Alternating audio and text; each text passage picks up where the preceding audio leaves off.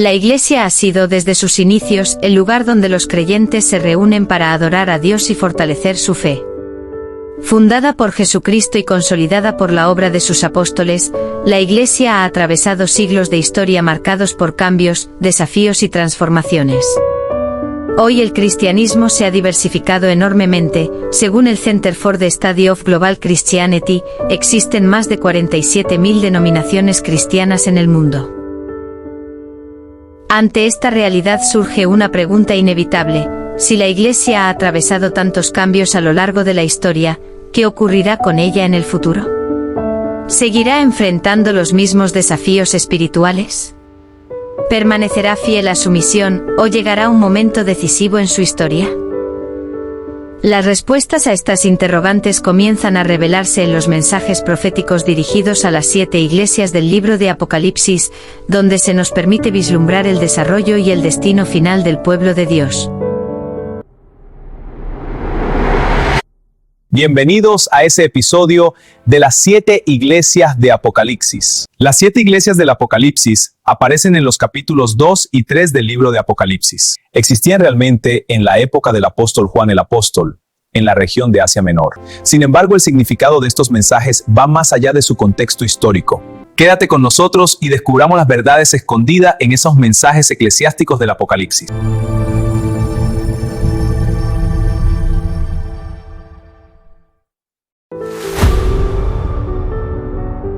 Escribe al ángel de la iglesia de Efeso: esto dice el que tiene las 7 estrellas en su mano derecha y anda en medio de los 7 candelabros de oro. Yo sé todo lo que haces, conozco tu duro trabajo y tu constancia, y sé que no puedes soportar a los malos. También sé que has puesto a prueba a los que dicen ser apóstoles y no lo son, y has descubierto que son mentirosos. Has sido constante y has sufrido mucho por mi causa sin cansarte. Pero tengo una cosa contra ti: que ya no tienes el mismo amor que al principio. Por eso, recuerda de dónde has caído, vuélvete a Dios y haz otra vez lo que hacías al principio. Si no, iré a ti y quitaré tu candelabro de su lugar, a menos que te vuelvas a Dios. Sin embargo, tienes a tu favor que odias los hechos de los Nicolaitas, los cuales yo también odio. El que tiene oídos, oiga lo que el Espíritu dice a las iglesias. A los que salgan vencedores les daré a comer del árbol de la vida, que está en el paraíso de Dios. La primera iglesia que menciona el libro de Apocalipsis es la iglesia de Éfeso. Esa iglesia representa el primer periodo de la iglesia. Abarca desde el año 31 hasta el año 100 después de Cristo. El año 31 porque es cuando comienza la era cristiana, y el año 100 es cuando muere el último apóstol. En el mensaje de Apocalipsis, Cristo elogia varias cosas de esta iglesia: trabajo y esfuerzo por el evangelio, paciencia en las pruebas, defensa de la doctrina verdadera. Rechazo a los falsos apóstoles. Era una iglesia activa, fiel en la doctrina y trabajadora.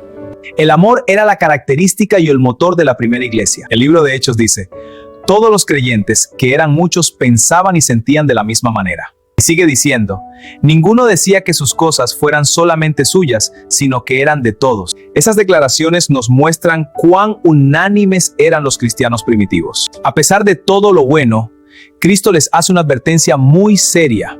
En el versículo 2, Cristo les dice: has dejado tu primer amor. El amor, amén de ser su característica, el amor es el centro de la obediencia y del evangelio. El amor y la ley de Dios son una sola cosa, conducen a la perfecta obediencia. En la iglesia primitiva había una fuerte batalla contra el amor, más bien una mala perspectiva del amor. Pablo y los demás apóstoles atacaron esa mala corriente, hablando mucho del amor.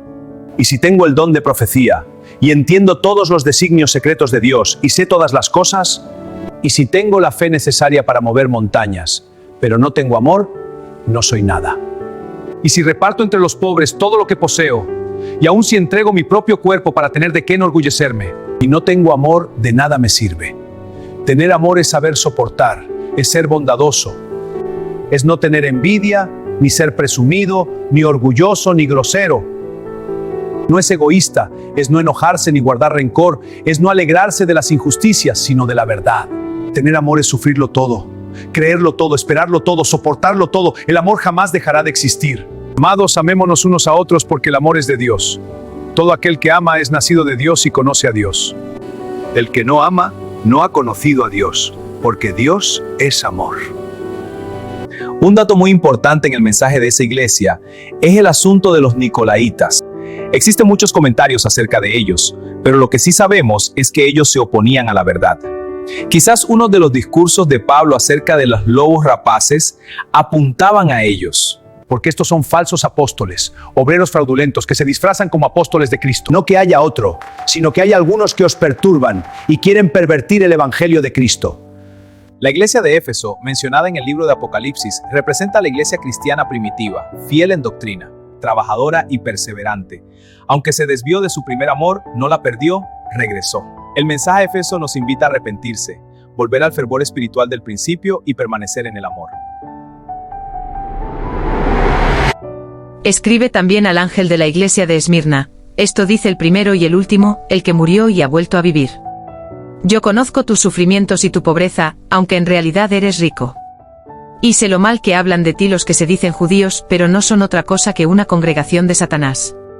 No tengas miedo de lo que vas a sufrir, pues el diablo meterá en la cárcel a algunos de ustedes, para que todos ustedes sean puestos a prueba, y tendrán que sufrir durante 10 días. Mantente fiel hasta la muerte y yo te daré la vida como premio.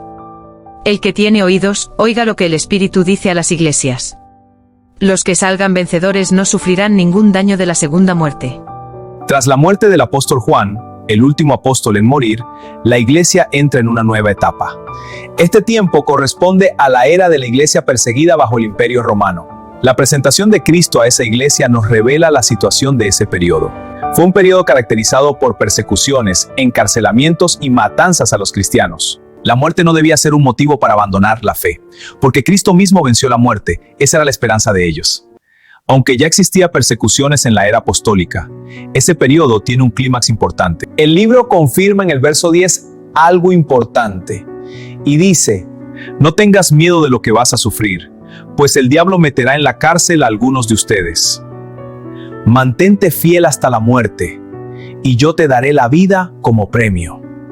En profecías, un día es equivalente a un año. Ese cómputo lo sabemos gracias al Antiguo Testamento, conforme al número de los días, de los 40 días en que reconocisteis la tierra. Llevaréis vuestras iniquidades 40 años, un año por cada día. Dios les estaba dando una sentencia al pueblo de Israel por haber dudado de la conquista de Canaán. Y les dijo que estarían 40 días en el desierto, a lo que él mismo tradujo a 40 años, días por años. Jesús, como hablaba mucho en parábolas, también utilizaba un lenguaje figurativo o simbólico. Hoy y mañana hago curaciones, y al tercer día termino mi obra. Aunque Jesús se refería a la culminación de su obra sin interrupción, no lo hizo en 3 días. No culminó su obra al tercer día, sino al tercer año de su ministerio. Así que los 10 días que se mencionan en Apocalipsis 2:10 se interpretan en 10 años. En el año 303 después de Cristo, Diocleciano emitió varios edictos contra los cristianos que durarían 10 años. Ese edicto es conocido en la historia como Decreto de Diocleciano y se caracterizó por persecuciones. Los cristianos eran ahorcados, quemados, dados a los leones y un sinfín de formas de morir. Todo por su fe.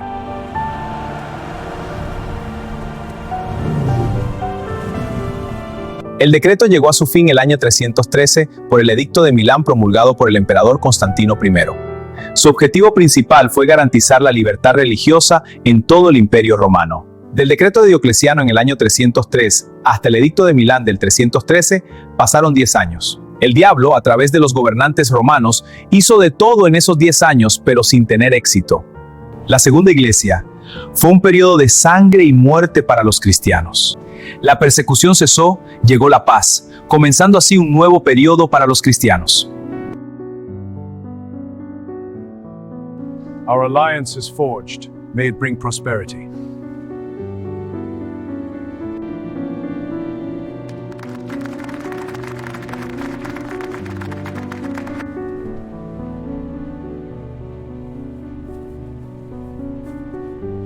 La iglesia de Pérgamo es el tercer periodo de la iglesia. Abarca desde el año 313 al 538. Lo podemos considerar como un periodo diplomático entre la iglesia y el imperio. Es terrible la declaración de ubicación que menciona la Biblia acerca de Pérgamo. Yo sé que vives donde Satanás tiene su trono. Apocalipsis 2:13. Ahora el centro de la iglesia iba a ser en el Imperio Romano, influenciado con el paganismo. En el versículo 14 hay otra declaración que nos llama la atención. Y dice así: pero tengo unas cuantas cosas contra ti. Ahí tienes algunos que no quieren apartarse de la enseñanza de Balaam, el cual aconsejó a Balac que hiciera pecar a los israelitas, incitándolos a comer alimentos ofrecidos en sacrificio a los ídolos y a la prostitución. La historia del profeta Balaam y el rey Balac se encuentra en el libro de Números 22 y 23. El pueblo de Israel salía de Egipto y su fama se extendió gracias a las maravillas de su Dios. Balac, rey de Moab, sabía de eso y supo que no podía derrotar al pueblo de Israel. Por eso mandó a llamar a Balaam para que maldijese al pueblo de Israel. Balaam intentó maldecir 3 veces al pueblo de Israel y 3 veces no tuvo éxito. A tal efecto, dio un consejo al rey Balac que condujera a sus sacerdotisas a los israelitas. Y así logró llevar al pueblo santo a la idolatría mediante la seducción de esas sacerdotisas.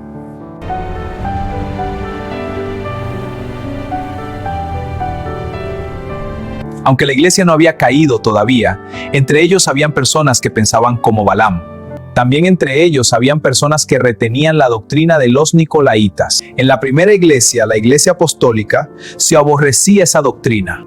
La doctrina nicolaíta era una doctrina contraria al amor, contraria a la verdad pura. El problema de la iglesia de Pérgamo es que era una iglesia permisiva.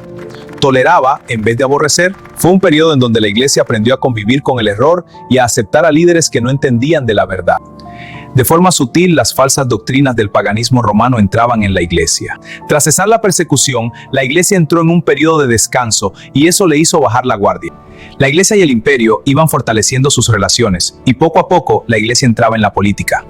Hasta que finalmente en el año 538, Justiniano I da un reconocimiento oficial al Papa Vigilio.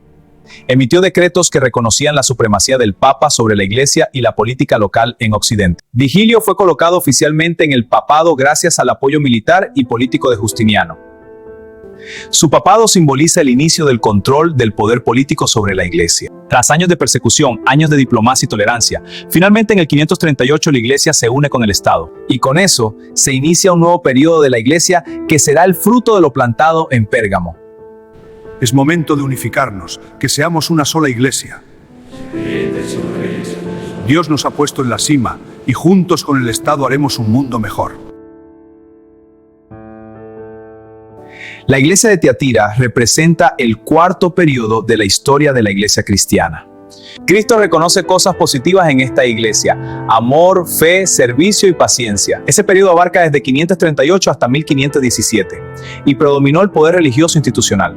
En ese periodo la iglesia pierde gran parte de la verdad dada a los apóstoles. El versículo 24 dice: en cuanto a ustedes, los que están en Tiatira pero no siguen esa enseñanza, ni han llegado a conocer lo que ellos llaman los secretos profundos de Satanás, les digo que no les impongo otra carga. Y el verso 25 dice así: pero conserven lo que tienen hasta que yo venga. En ese periodo se comenzó a enseñar doctrinas contrarias a las escrituras, contrarias a la verdad. Para que entendamos lo que ocurrió en ese periodo, analicemos lo que dice Apocalipsis 2:20. Pero tengo una cosa contra ti, que toleras a esa mujer Jezabel, que se llama a sí misma profetisa. Pero engaña con su enseñanza a mis siervos, incitándolos a la prostitución y a comer alimentos ofrecidos en sacrificio a los ídolos. Los profetas en el Antiguo Testamento tenían el deber de conducir al pueblo al camino correcto. Ellos eran la voz de Dios para el pueblo y comunicaban al pueblo los mensajes del cielo.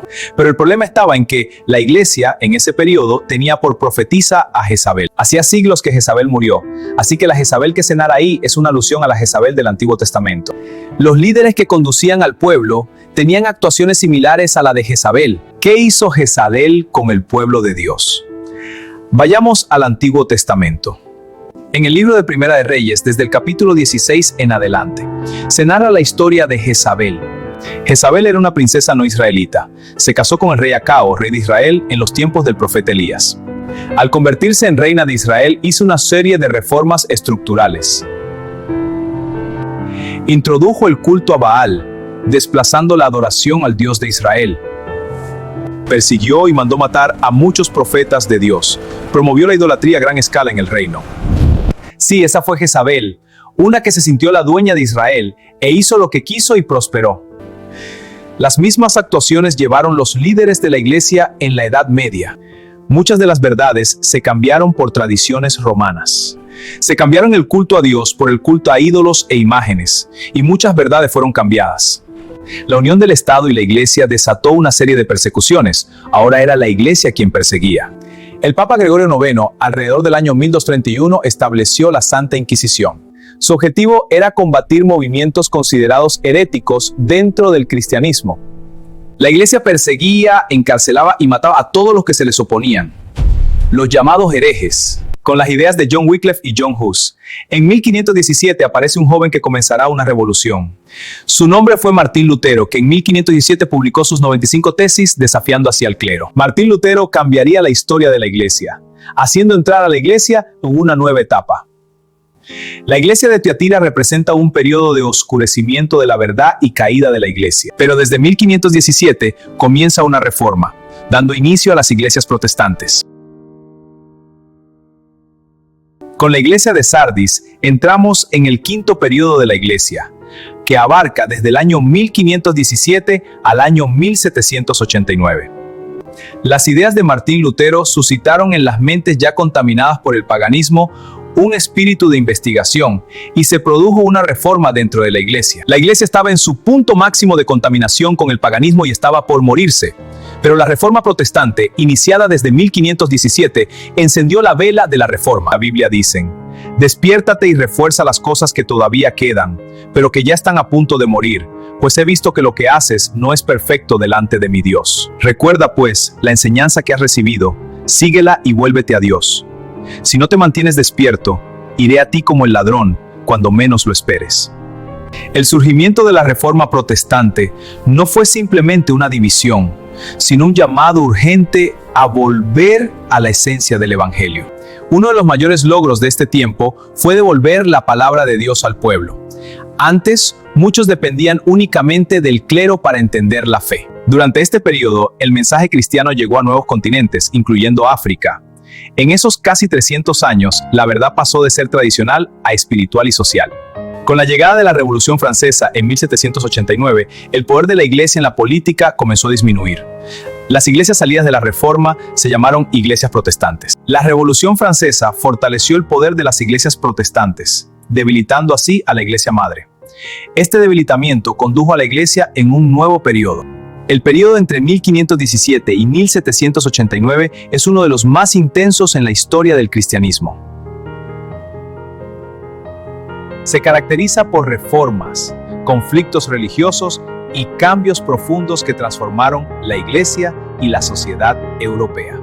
En esa nueva etapa, con el derrocamiento de la Iglesia Madre y el inicio de las iglesias reformistas o protestantes, ¿qué le sucederá a la Iglesia en ese periodo? ¡Abajo la Iglesia! ¡Abajo la Iglesia! ¡Y baja la República!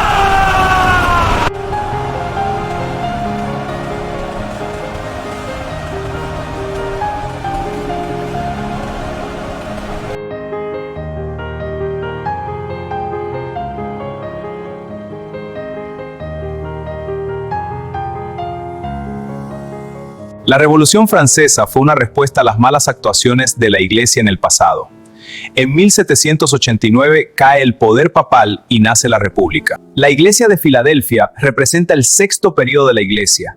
Abarca desde el año 1789 hasta el año 1844. A diferencia de las demás iglesias, la Iglesia de Filadelfia no tiene reproches, solamente halagos. Leamos lo que dice las Escrituras. Yo sé todo lo que haces. Mira, delante de ti he puesto una puerta abierta que nadie puede cerrar, y aunque tienes poca fuerza, has hecho caso de mi palabra y no me has negado.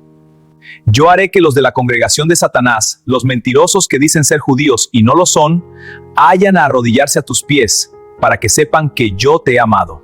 Has cumplido mi mandamiento de ser constante, y por eso yo te protegeré de la hora de prueba que va a venir sobre el mundo entero para poner a prueba a todos los que viven en la tierra.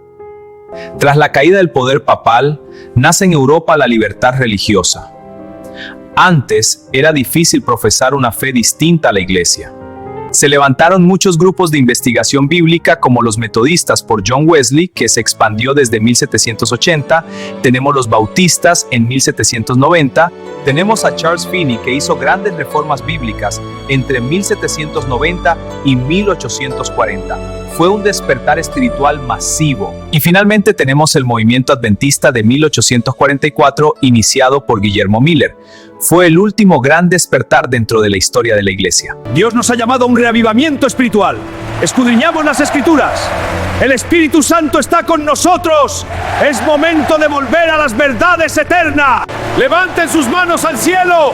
El Espíritu Santo reside en el fuego divino. Sientan su poder. Sean transformados. Con la libertad religiosa, se levantaron personas y grupos reformadores en todo el mundo. Era un periodo de avivamiento espiritual. La gente se dedicaba a estudiar la Biblia, se hacían conferencias y estudios bíblicos. La gente no quería repetir los errores del pasado. Toda doctrina se pesaba con la Biblia. La sed de la palabra de Dios era grande. Parecía un nuevo Pentecostés. El Espíritu Santo guiaba a multitudes a las Escrituras. La Biblia estaba ya al alcance de todos.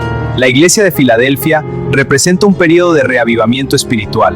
Más de 50 años de reformas bíblicas. Se recuperaron las verdades perdidas en el pasado. Aunque el enemigo quiera vencer a la iglesia y dañar la Biblia, Dios siempre sale vencedor. Nunca el diablo pudo abolir o quitar la Biblia, ni nunca lo hará. La iglesia y la verdad triunfarán. Desde 1844 la reforma espiritual va disminuyendo, dando paso a otro periodo de la historia de la iglesia. Un episodio muy interesante, pero también muy preocupante.